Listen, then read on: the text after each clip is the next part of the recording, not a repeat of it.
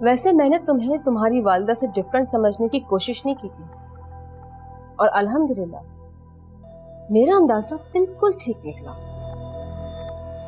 अच्छा है, आपको तो अवार्ड मिलना चाहिए इस पे।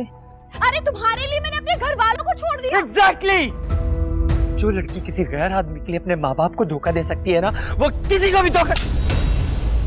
तुमने इतना घटिया इल्जाम मुझ पे लगाया भी कैसे? मैं कोई खिलौना हूँ कि जब दिल चाहा खेला और जब जी भर गया उठा के फेंक दिया? मैं तुम्हें अच्छे से समझता हूँ, इसलिए तुम इस डिनर पर नहीं जा रही हो। आप मुझे रोक सकते हैं तो रोक लें, मैं भी अपनी मर्जी पूरी करके ही रहूंगी। फिजा, अगर तुमने एक भी कदम इस कमरे से बाहर निकाला तो मैं तुम्हें तलाक दे दूंगा।